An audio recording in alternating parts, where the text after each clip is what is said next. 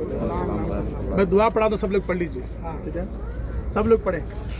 السلام علیکہ السلام علیکہ یا سیدنا یا سیدنا حمزہ حمزہ السلام علیکہ السلام علیکہ یا عمہ یا امہ رسول اللہ رسول اللہ السلام علیکہ السلام علیکہ یا عمہ یا امہ نبی اللہ نبی اللہ السلام علیکہ السلام علیکہ یا عمہ یا امہ حبیب اللہ حبیب اللہ السلام علیکہ السلام علیکہ یا عم المصطفیٰ یا ام المصطفیٰ السلام علیکہ السلام علیکہ یا سید الشہداء یا سید الشہداء ویا اسد اللہ ویا اسد اللہ ویا اسد ویا اسد رسولہ رسولہ السلام علیکہ السلام علیکہ یا سیدنا یا سیدنا عبداللہ عبداللہ ابن ابن جہش جش السلام علیکہ السلام علیکہ یا مصعب بن یا عمیر مصعب بن عمیر یا مصعب بن یا مصعب بن عمیر عمیر السلام علیکم السلام علیکم یا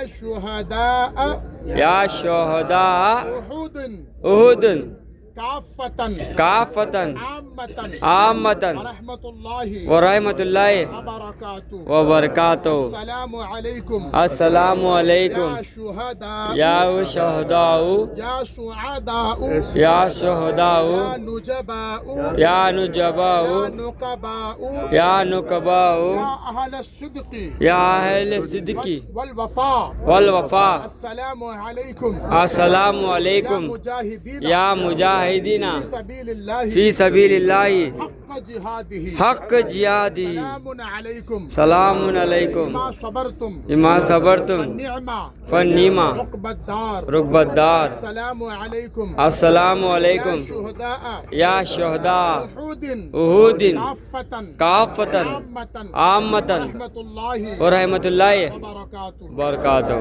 جب ہم لوگ ایک سلام ان کو پیش کریں گے تو یہ صحابہ قیامت تک ہمارے لیے سلامتی کی دعا فرمائیں گے۔ آمین۔ یہاں پر حضرت امیر حمزہ رضی اللہ عنہ کا مزار پاک ہے، دیکھ لیجئے، اور حضرت عبداللہ بن جہش اور حضرت مصعب بن عمیر، یہ تین صحابہ کرام کے مزارات بھی یہاں پر نظر آتے ہیں۔ بقیہ صحابہ کے مزارات کو یہاں پر کیونکہ مزار بناتے نہیں زیادہ، وہی باقی رکھا گیا ہے، لہٰذا حضرت مصعب بن عمیر رضی اللہ عنہ اسلام لانے سے پہلے ایسی خوشبو لگاتے تھے کہ گلی سے جب گزرتے تھے تو لوگ بولتے کہ یہاں سے مصعب بن عمیر کا گزر ہوا ہے۔ اتنے بڑے مالدار، جب اسلام لائے تو ان کے گھر والے ساری چیزیں ان سے چھین لیتے ہیں، وہ ایک چادر اوڑھ کے سرکار کی بارگاہ میں حاضری دیتے ہیں، اللہ اکبر، پھر اس کے بعد میں اور نبی پاک علیہ السلام کے ساتھ ہی رہتے ہیں، اور احد کی جنگ میں وہ شہید ہو جاتے ہیں۔ اتنی غربت کا حال تھا کہ ایک ہی قبر میں دو صحابہ کرام کو دفن کیا گیا تھا، اور کفن کی بھی اس میں کمی تھی۔ نبی پاک علیہ السلام کی بارگاہ میں پیش کیا گیا تو کیا کیا جائے، کس کو اوپر کس کو نیچے دفنایا جائے؟ تو میرے آقا علیہ السلام نے فرمایا کہ جس کو قرآن زیادہ یاد ہے ان کو اوپر دفنایا جائے، جن کو قرآن کم یاد ہے ان کو نیچے دفنایا جائے۔ اور چادر اتنی چھوٹی بھی تھی کہ کبھی سر پر اڑاتے تو پیر کھل جاتے، کبھی پیر پر اڑاتے تو سر کھل جاتے۔ یہ اسلام کی غربت کا حال ہے، اس کو یاد رکھیں، کیونکہ انسان کو چاہیے کہ جس اسلام میں ہم لوگ ہیں، جس مسلمان جو ہم لوگ کہتے ہیں اپنے آپ کو، وہ ساری تاریخیں ہمیں یاد ہونی چاہیے، ہمیں معلوم ہونا چاہیے۔ تو نبی پاک علیہ السلام کی بارگاہ میں یہ بھی پوچھا گیا کہ کیا کیا جائے، تو آپ نے فرمایا چہرے پر چادر دی جائے اور پیر کے اوپر ازخیر نام کی جو گھاس یہاں پر آس پاس اگتی ہے وہ ڈال دیا جائے۔ اس کے بعد پھر تدفین ہو گئی۔ ایک وقت میں یہ قبریں یہاں پر نہیں تھی، دوسری جگہ پر تھی، لہٰذا وہاں پر پانی کے بہاؤ کی وجہ سے کچھ قبریں کھل گئی اور جسم نظر آنے لگے۔ اتنے تر و تازہ جسم تھے کہ جیسے ہاتھ لگا کر نکالتے ہیں تو کیسے خون جم جاتا ہے، کھل جاتا ہے، اس طرح سے ویسے ان کے جسم تر و تازہ تھے۔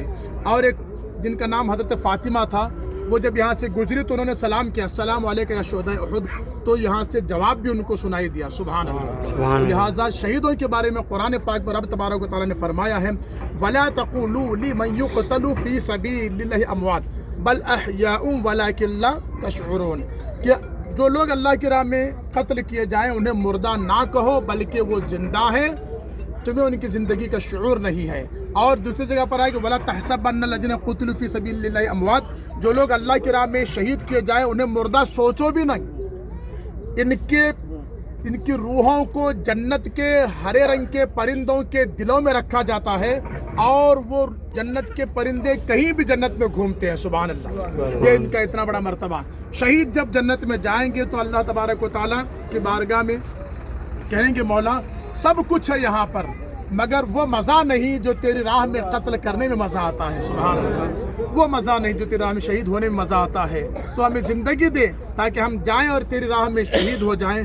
بار بار زندگی دے. شہیدوں کا یہ حال ہوگا اور قیامت کے دن کی خوشبو سے میدان محشر مہک جائے گا. تو حضرات محترم ہمارا یہاں پر آنے کا مقصد و منشا صرف یہ ہے کہ یہ شہداء احد ہے. ان کی بارگاہ میں حاضری دیتے رہے. جب جب آپ مدینے میں آئے اکثر میرے آقا پیدل وہاں سے آیا کرتے. سبحان اللہ. میرے آقا پیدل مسجد قباء بھی جاتے پیدل یہاں پہ تشریف لایا کرتے تھے. اس سنت پر عمل کرتے ہیں. کبھی ہو سکے تو ایک مرتبہ پیدل بھی آنے کی کوشش کریں. اللہم ربنا تقبل دعانا بحرمت سورۃ الفاتحہ. بسم اللہ الرحمن الرحیم.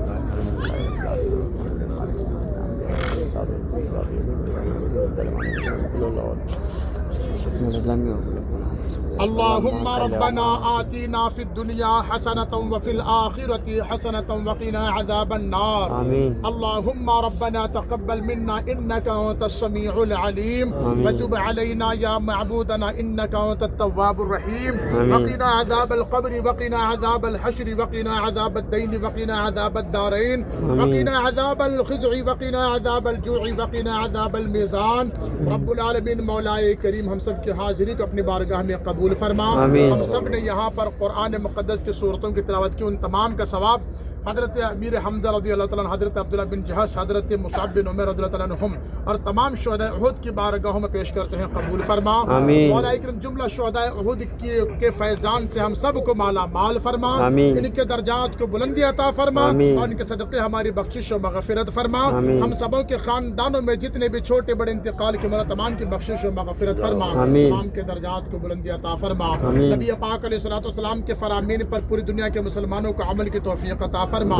مسجدوں کو سجدوں سے آباد کرنے کی توفیق عطا فرما. خواتین اسلام کو گھروں کو سجدوں سے آباد کرنے کی توفیق عطا فرما.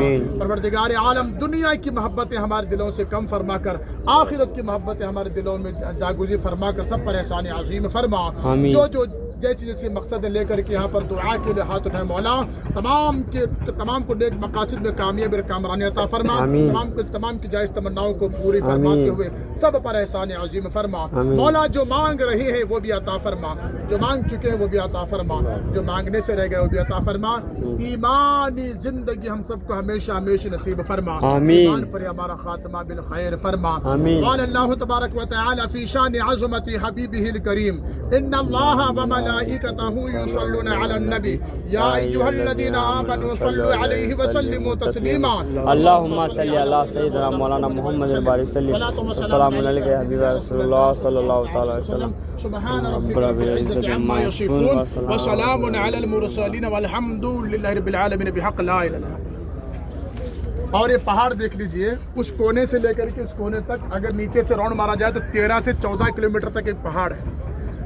جو کوئی جنازے کی نماز پڑھتا ہے اس کو ایک احد پہاڑ برابر ثواب دیا جاتا ہے. نیکیوں کے پلے میں احد پہاڑ رکھا جائے. سبحان اللہ. اور جو دفن تک ساتھ دیتے ان کو 2 احد پہاڑ برابر ثواب دیا جاتا ہے. اتنا بڑا مرتبہ ہے. اور یہ پہاڑ سرکار سے محبت کرتا ہے. نبی پاک علیہ الصلوۃ والسلام اور جناب صدیق اکبر, جناب عمر فاروق اعظم, جناب عثمان غنی رضی اللہ عنہ عنہم پہاڑ پر تشریف لے گئے تو پہاڑ سرکار کی محبت میں جھومنے لگا, خوشی میں جھومنے لگا. تو میرے آقا نے ایڑی کے ٹھوکر دے کر کے فرمایا, کیا فرمایا؟ اے احد پہاڑ رک جا, تجھ پر ایک نبی, ایک صدیق اور 2 شہید ہیں. سبحان اللہ. ابھی عمر فاروق اعظم شہید ہونے والے ہیں, عثمان غنی شہید ہونے والے, ابھی شہید نہیں ہوئے, پہلے ہی میرے آقا نے خبر دے دی. سبحان اللہ. اور اعلیٰ حضرت کو جب یہ حدیث ملی تو انہوں نے ایک شعر لکھا. کیا لکھا؟ ایک ٹھوکر میں احد کا زلزلہ جاتا رہا, ایک ٹھوکر میں احد کا زلزلہ جاتا رہا, رکھتی ہے کتنا وقار اللہ اکبر ایڑیا. سبحان اللہ. ایڑیوں پر اشعار لکھے گئے ہیں, گیسوں پر اشعار لکھے گئے ہیں. تو نبی پاک علیہ السلام کی محبت میں جھومنے والا ہے.